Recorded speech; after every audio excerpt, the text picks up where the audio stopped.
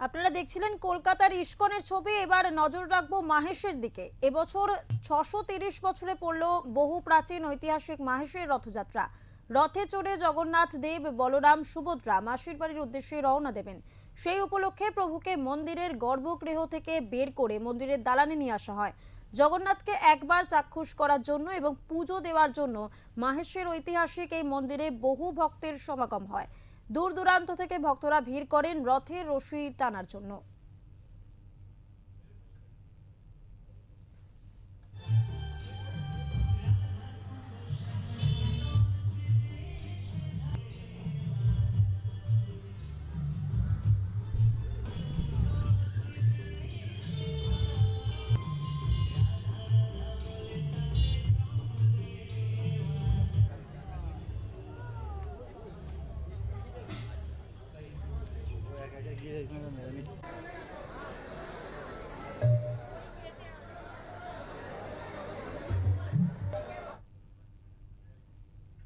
এই বিষয়ে আমরা কথা বলবো সুনন্দা দত্তের সাথে, আমাদের প্রতিনিধি।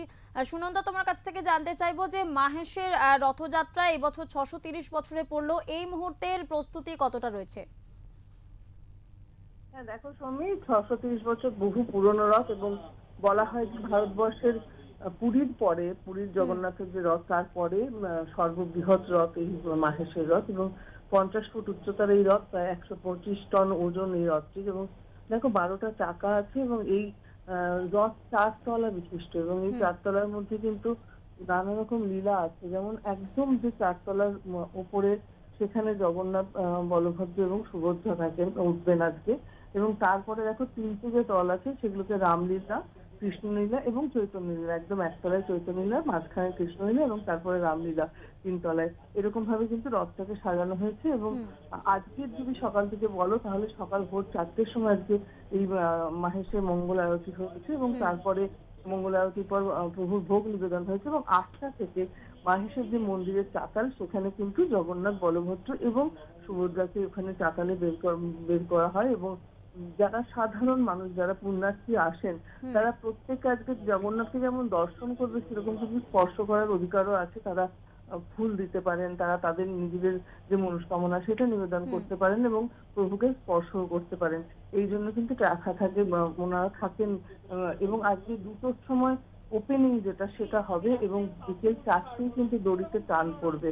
এবং দেখো এখানে আজকে জগন্নাথের মন্দির থেকে প্রায় 1 কিলোমিটার দূরে মাসির বাড়ি, সেখানে জগন্নাথ যাবেন এবং যেমন উল্টো রথে ফেরেন সেরকম আসবে। এবং সকাল থেকেই কিন্তু প্রচুর মানুষের সমাগম। এবং বলাই বাহুল্য যে এখানে তো বহু মানুষজন এসেছে, যেখানে রামকৃষ্ণ দেব এসেছেন, চৈতন্য দেব এসেছেন, রবীন্দ্রনাথ এসেছেন, এরকম আছেন। এবং আমরা অনেক বইতেও পড়ে থাকি যে রাধারানীর যে গল্প, সেই গল্প বঙ্কিমচন্দ্রের, সেখানেও কিন্তু মাহেশের উল্লেখ আছে। অর্থাৎ দেখো সব মিলিয়ে মাহেশের ঐতিহ্য একটু বলার অপেক্ষা রাখে না। এবং এখানে আজকের দিনে লক্ষ লক্ষ মানুষ আসেন এবং সেই ভিড় সামাল দিতে কিন্তু প্রশাসনও যথেষ্ট তৎপর থাকে। নানা দিকে না সিসিটিভি ক্যামেরা যেমন রয়েছে, তেমনি প্রশাসনিক কর্তাও তারাও এখানে উপস্থিত থাকেন এবং প্রচুর পুলিশ থাকেন। সমস্ত দিক দিয়ে নিরাপত্তা একদম বেষ্টনীতে মুড়ে ফেলা হয় মাহেশকে। একেবারেই ধন্যবাদ সুনন্দা তোমাকে। মাহেশের রথ এবছর 630 বছরে পড়লো এবং ঐতিহ্যশালী এই মাহেশের রথ ইতিমধ্যেই কিন্তু প্রস্তুতি রয়েছে তুঙ্গে এবং লক্ষ লক্ষ ভক্তের সমাগম হয়েছে মাহেশে এবং তার জেরেই কিন্তু প্রশাসনের তরফ থেকে কড়া নিরাপত্তা জারি করা হয়েছে।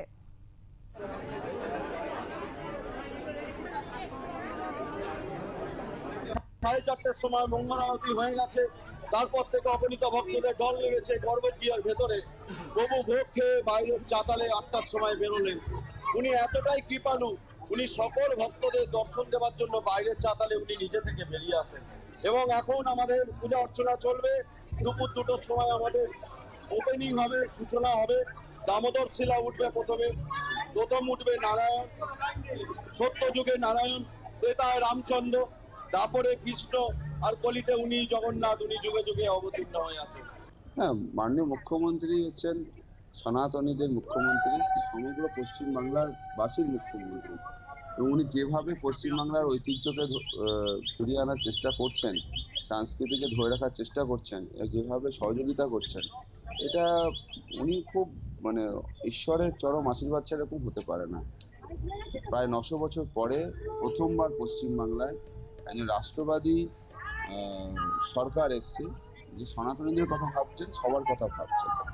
আর উনি রথকে নিয়ে যেটা ভেবেছেন, এটা তো আমাদের কল্পনার বাইরে।